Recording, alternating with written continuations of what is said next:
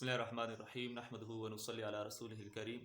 منتخب احادیث سے حدیث نمبر 26 پڑھتے ہیں، جو جھوٹ کے متعلق حدیث ہے، اور پھر عبارت اور اس کا ترجمہ اور مختصر تشریح صفحہ نمبر 118 پہ ہے۔ عن بہز ابن حکیم سے روایت ہے، عن ابی، اور وہ اپنے والد سے روایت کرتے ہیں، عن جدہ، اور وہ اپنے دادا سے روایت کرتے ہیں، رضی اللہ عنہ۔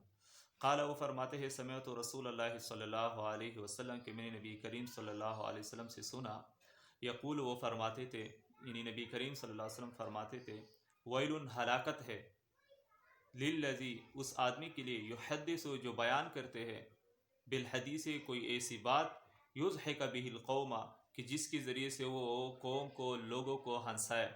یہ ادھر سے خبر ہوگی کہ خلق پاگے ذریعے سر خلق اخاندی، ہاں خبر سنگے گئی، فیکذبو، تو جھوٹ بولتا ہے، درو پر ذریعے باندھے دے دا خلق خاندولو کوشش کی۔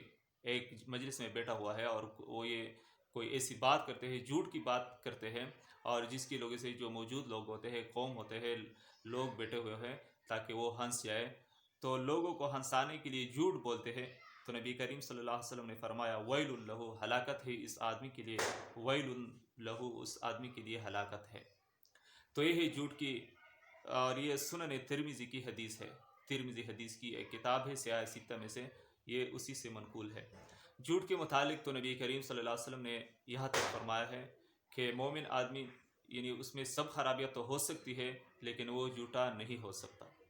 ایک دوسری حدیث میں نبی کریم صلی اللہ علیہ وسلم نے فرمایا ہے کہ منافق کی جو نشانیاں ہیں، اسی میں ایک نشان یہ ہے کہ یحدث یکذب، اذا حدث کذب، جب بات کرتا ہے تو جھوٹ بولتا ہے۔ تو جھوٹ جو ہے، یہ تمام برائیوں کی ایک جڑ ہے۔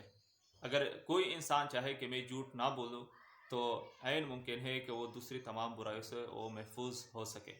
اس لیے اللہ تعالی ہم سب کو جھوٹ کی اس عیب سے، اس خرابی سے ہم سب کو بچا کے رکھے، اور سب سے بڑی وعید، اگر وہ انسان سن لے تو شاید وہ پھر اس کے بعد جھوٹ نہ بول سکے۔ اور کیا ہے وہ وعید؟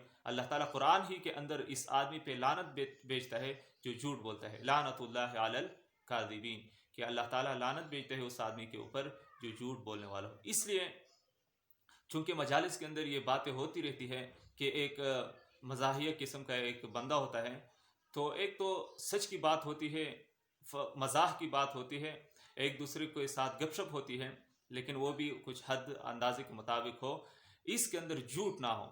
لیکن اگر جھوٹ کے ساتھ وہ لوگوں کی ہنسانے کے لیے کوشش کرتا ہو، تو نبی کریم صلی اللہ علیہ وسلم کی یہ حدیث ان کے لیے بڑی وعید کی حدیث ہے کہ اس آدمی کے لیے ہلاکت ہے، ہلاکت ہے، ہلاکت ہے۔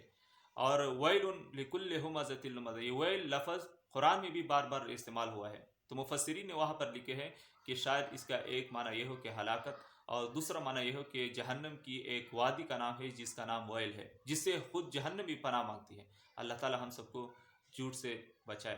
والسلام علیکم ورحمۃ اللہ وبرکاتہ۔